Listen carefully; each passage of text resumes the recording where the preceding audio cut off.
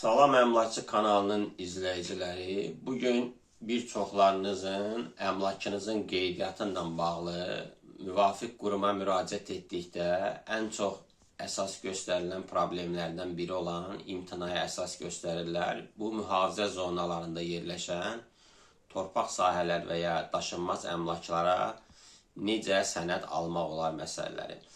Mühafizə zonaları bildiyiniz kimi müxtəlifdir. Bu neft qaz borularının mühafizə zonaları ola bilər, dəmir yol xəttinin mühafizə zonaları ola bilər, yüksək gərginlikli elektrik xətlərinin mühafizə zonaları ola bilər, iri diametrli su xətlərinin mühafizə zonaları ola bilər, neft quyularının mühafizə zonaları ola bilər, istismardan çıxan neft quyularının mühafizə zonaları, həmçinin qaz quyularının mühafizə zonaları ola bilər. Yəni, mühafizə zonaları, həmçinin yolların mühafizə zonaları nəzərə alsaq, bütün bunlar əslində imtina üçün əsas sayılır ki, həmin daşınmaz əmlak mühafizə zonasında yerləşir. Amma burada müəyyən bir məqamlar var, o məqamlara toxunmaq istəyirik. Deməli, bir daşınmaz əmlakın qeydiyyatı ilə bağlı, biz Xətai rayonunda yerləşən əmlakın qeydiyyatı ilə bağlı bir sayılı ərazi idarəsinə, yəni çıxarış alınması üçün müraciət eləmişdik.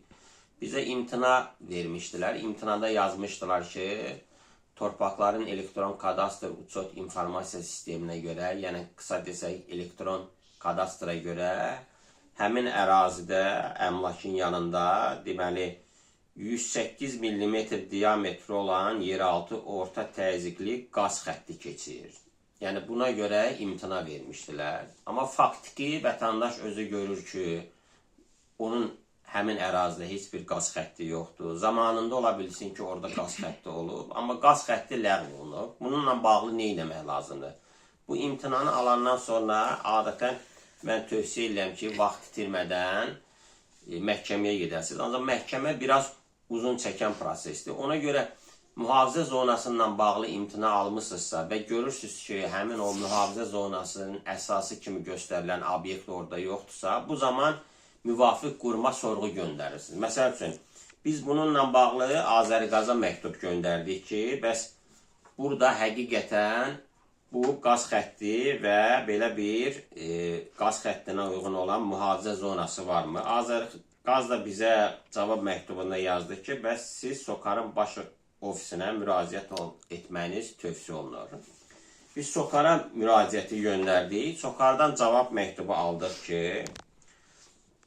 deməli, sorğuya əlavə olunmuş torpaq sahəsinin koordinatları və yerli baxış əsasında araşdırma aparılmış, müəyyən olunmuşdur ki, sorğuda qeyd olunan yeraltı qaz kəməri torpaq sahəsinin ətrafında mövcud deyil. Yəni, bu zamanında orada olubdur hər hansı bir qaz kəməri və sonra o qaz kəməri ləğv olunub. Lakin torpaqların elektron kadastr uçot informasiya sistemində, qısa desək elektron kadastr sistemində bu qaz xətti göründüyü üçün reyestr xidməti buna görə imtina verir.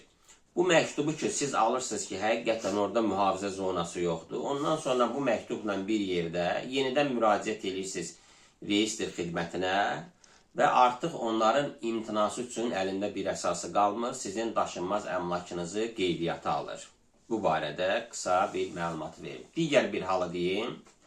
Məsəl üçün, əsas gətirir ki, orada mühafizə zonası var. Ancaq siz bilirsiniz ki, sizlə eyni xəttdə yerləşən, bu artıq məhkəmədə bu məsələni ortaya qoyursunuz. Deməli, onlar sizə imtina verirlər.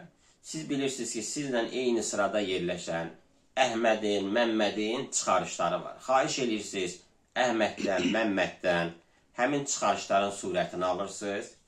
Məhkəməyə müraciət edəndə həmin çıxarışların surətini də iddia ərizəsinə əlavə edirsiniz ki, bəs Azərbaycan Respublikasının konstitusiyası var. Konstitusiyanın 25-ci maddəsi bərabərlik hüququ barədədir və həmin maddənin 1-ci bəndində qeyd olunub ki, hamı qanun və məhkəmə qarşısında bərabərdir. Yəni, Əhmədin, Məmmədin torpaq sahəsi və ya evi qeydiyyata alınıbsa, mühafizə zonasında yerləşməsinə baxmayaraq, o hüquq sizə də tətbiq olunmalıdır. Sizin də daşınmaz əmlakınız, torpağınız və ya eviniz dövlət qeydiyyatına alınmalıdır.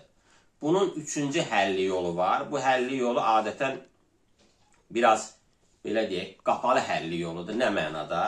Şəffaf deyil. Müvafiq dövlət qrubu, məsəl üçün, Azərişıq ola bilər, Azəriqaz ola bilər, Sokar ola bilər və ya dəmir yol xəttinin dəmir yolu idarəsi ola bilər. Mühafizə zonasında düşməsinə baxmayaraq, onlara müraciət edirsiniz. Belə bir kağız alırsınız ki, mühafizə zonasında yerləşməsinə baxmayaraq, əmlakın qeydiyyata alınmasına etiraz etmir. Bu xüsusən, deməli, Prezidentin 2181 nömrəli fərmanı ilə bağlı qeyri-yaşayış obyektlərinin qeydiyyatı məsələsində bu geniş tətbiq olundu. Artıq obyekt var, fəaliyyət göstərir. Amma obyekt sahibi necəsə həmin müvafiq qurumdan bu kağızı alır ki, mühafizə zonasında yerləşməsinə baxmayaraq, əmlakın qeydiyyata alınmasına etiraz etmir. Eyni kağızla müraciət edirdilər və daşınmaz əmlaklarını dövlət qeydiyyatına aldırırdılar.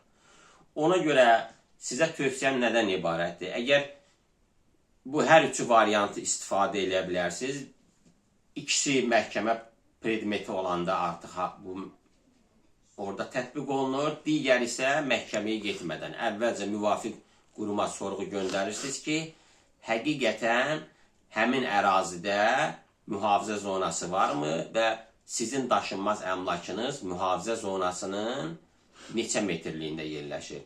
Başqa bir üsulu nədir? Bunu da vurğulayım. Tutaq ki, sizin 50 metrlik uzunluğunda bir torpaq sahənizin 10 metri yerləşir həmin mühafizə zonasında. Siz həmin 10 metrlik məsafədən, 10 metrlik ərazidən imtina etməklə qalan 40 metr məsafədə yerləşən əmlakınızın qeydiyyatına nail ola bilərsiniz. Mühafizə zonaları və oradakı yerləşən əmlakların qeydiyyatı ilə bağlı qısa bu barədə ətraflı yəqin ki, növbəti bir dəfə mühafizə zonaları haqqında geniş bir videomuz olacaq. Videonu bəyənin, paylaşın. Sosial şəbəkələrdə ki, digər kanal izləyicilərinin, digər vətəndaşlarımızın da bu məsələlərdən məlumatı olsun, xəbəri olsun.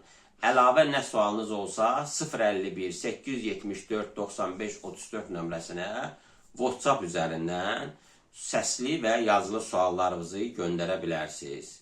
Növbəti videolarda görüşənədək hələlik.